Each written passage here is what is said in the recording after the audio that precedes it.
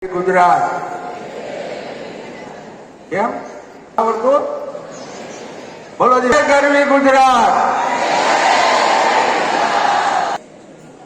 એક અતિ વિશિષ્ટ કાર્યક્રમ આપણે માણી રહ્યા છીએ. મૂળ ન હોય, જેની કોઈ કિંમત ન હોય,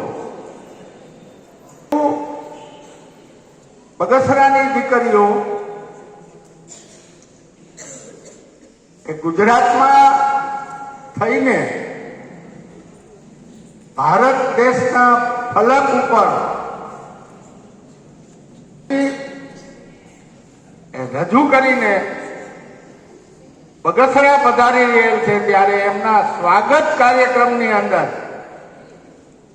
જે ઉત્સાહ અને ઉમંગ એક જોવા મળ્યો, એવા કાર્યક્રમની અંદર ઉપસ્થિત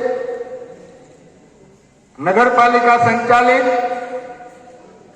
આ મેઘાણી હાઈસ્કૂલના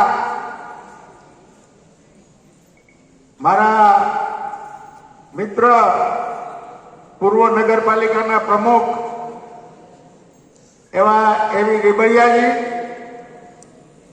અહીંયા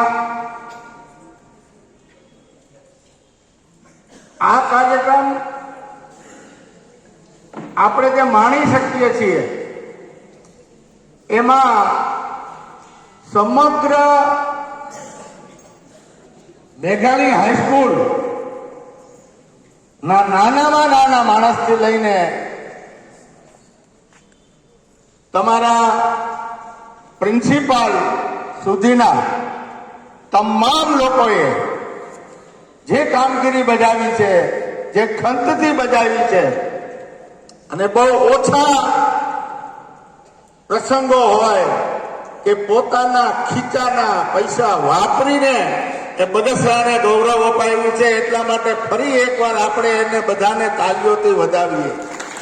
પ્રમુખ, મંચ ઉપર બેઠેલા સૌ આગેવાનો,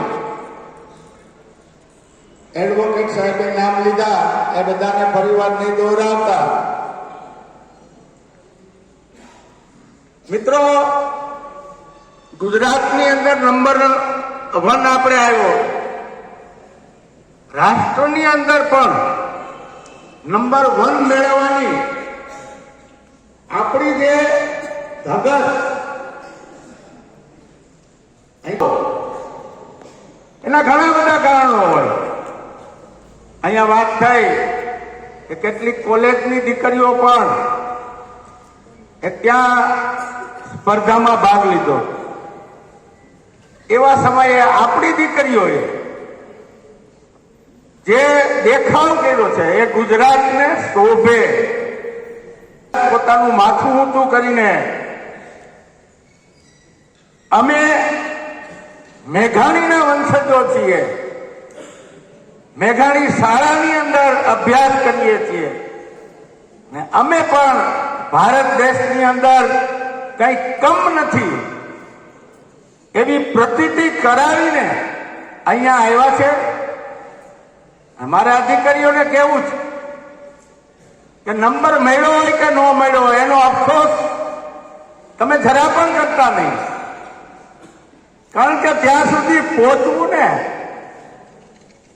એ તો જે લોકો પહોંચ્યા હોય એને જ ખબર હોય કે કેટલી વિટંબણાઓ પાર કરીને એ ભારતના ફલક ઉપર પહોંચ્યા. સદનસીબે ભારત આવનારા દિવસોની અંદર વિશ્વગુરુ બનવા જઈ રહ્યું છે.